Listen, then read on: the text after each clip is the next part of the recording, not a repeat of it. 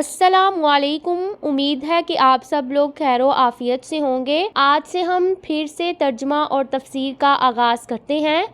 امید ہے کہ آپ سب لوگ ان ویڈیوز کو سنتے ہوں گے۔ اعوذ باللہ من الشیطان الرجیم، بسم اللہ الرحمن الرحیم۔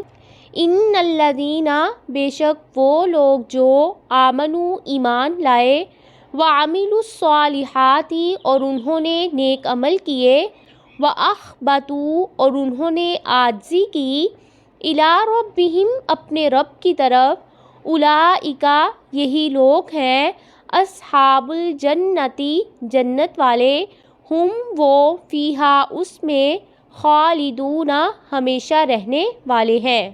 اللہ تعالیٰ کا یہ دستور ہے کہ جب آیت میں برے لوگوں کا ذکر کرتے ہیں تو اس کے ساتھ اچھے لوگوں کا بھی ذکر کر دیتے ہیں، کیونکہ یہ اللہ تعالیٰ کی سنت ہے۔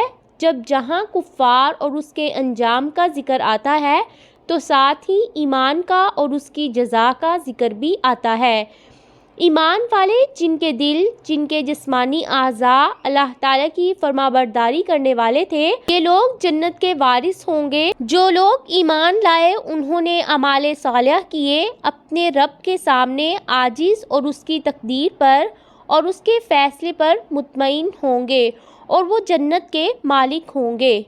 مثل الفریقین، دو گروہوں کی مثال، کل اعمیٰ اندھے کی مانند ہے، والاصم اور بہرے کی، والبصیر اور دیکھنے والے، والسمیع اور سننے والے کی، حل کیا یستویان یہ دونوں برابر ہو سکتے ہیں، مثلاً مثال میں، افلا کیا بھلا نہیں، تذکرون تم نصیحت پکڑتے۔ اس آیت میں اللہ تعالیٰ نے ایک مثال کو بیان کیا ہے۔ مثال کو اس لیے بیان کیا ہے کہ کسی چیز کی تصویر جب سامنے آ جاتی ہے تو اس کا سمجھنا آسان ہو جاتا ہے۔ مقصد یہ ہے کہ مومن دیکھنے اور سننے والا ہوتا ہے اور کافر اندھا اور بہرا ہوتا ہے۔ دونوں ایک دوسرے کی ضد اور خلاف ہیں۔ کیا تم سمجھتے نہیں کہ سیدھے راستے پر اندھا بہرا شخص کیسے چل سکتا ہے، جو نہ خود راستہ دیکھے نہ بتانے سے سنے؟ اس لیے کفار کہیں گے، سنتے یا سمجھتے ہوتے تو بھڑکتی آگ والوں میں نہ ہوتے۔ وَلَقَدْ اور البتہ تحقیق، ارسلنا ہم نے بھیجا، نوح کو، الی قومہ اس کی قوم کی طرف، انی بے شک میں، لکم تمہارے لیے، نذیر ڈرانے والا، مبین کھلم کھلا ہوں۔ جن حالات میں نبی کریم صلی اللہ علیہ وآلہ وسلم کو مکہ میں توحید کی دعوت پیش کرنا تھی، وہ ویسے ہی حالات تھے جو آپ صلی اللہ علیہ وسلم سے پہلے دوسرے انبیاء علیہ السلام کو پیش آ چکے تھے۔ اس لیے حسب موقع یہاں سے گزشتہ انبیاء کا ذکر کیا جا رہا ہے اور باقی صورت تقریباً اسی تذکرے سے بھری ہوئی ہے، تاکہ ایک طرف رسول اللہ صلی اللہ علیہ وآلہ وسلم کی ہمت بندھے، آپ کو اور مسلمانوں کو تسلی ہو کہ انجام اللہ تعالیٰ کے رسولوں اور اہل حق کی اللہ تعالیٰ کی طرف سے یقیناً مدد ہوتی ہے، اور دوسری طرف پہلی قوموں کے اعتراضات اور ان کے انبیاء کے جوابات آپ کے لیے نمونہ بنے اور آپ کی قوم کو پہلے کفار کے انجام سے ڈرایا جائے۔ آدم علیہ السلام اللہ تعالیٰ کے نبی تھے، وہ اور ان کی اولاد سب موحد اور دین حق پر تھے۔ پھر شیطان کے بہکانے سے بزرگوں کی پوجا بت پرستی کی صورت میں شروع ہوئی۔ زمین پر سب سے پہلے رسول نوح علیہ السلام بھیجے گئے، جیسا کہ حدیث شفاعت میں ہے، اور بت پرستی کی آغاز کی تفصیل ہم سورۃ نوح میں پڑھیں گے۔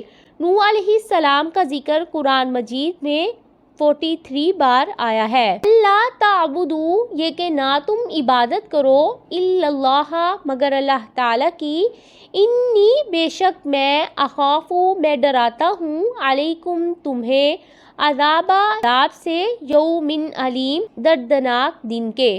آیت میں بتایا ہے کہ ہر رسول کی دعوت ہی یہی تھی اور یہی سب کی بعث کا مقصد تھا۔ اس سے پہلے کوئی رسول نہیں بھیجا مگر اس کی طرف یہ وحی کی کہ حقیقت یہ ہے کہ میرے سوا کوئی معبود نہیں ہے بس میری ہی عبادت کرو۔ میں تم پر دردناک عذاب سے ڈرتا ہوں کی بجائے فرمایا دردناک دن کے عذاب سے ڈرتا ہوں۔ فقالا تو کہا الملأ سرداروں نے الذین جنہوں نے کافروا کفر کیا من قومہ اس کی قوم میں سے ما نراک نہیں ہم دیکھتے تجھے الا مگر بشرا ایک انسان مثلنا اپنے جیسا وما اور نہیں نراک ہم دیکھتے تجھے اتبعک کہ پیروی کی تیری الا الذین مگر ان لوگوں نے جو ہم وہ اراذلنا کمتر ہے ہم سے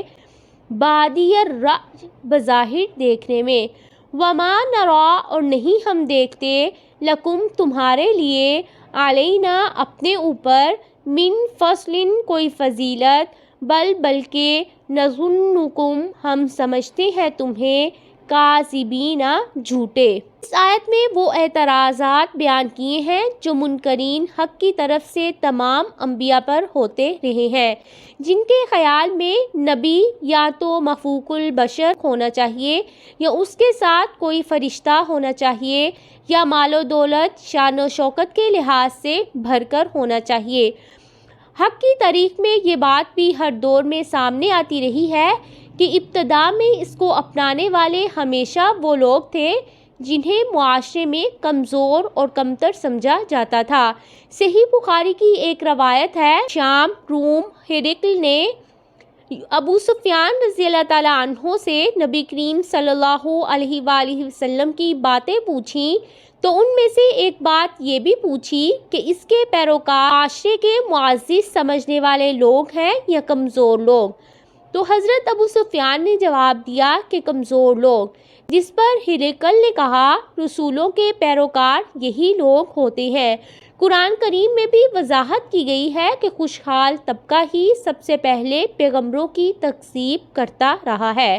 یہ تھی آج کی آیات جن کا ہم نے مطالعہ کیا۔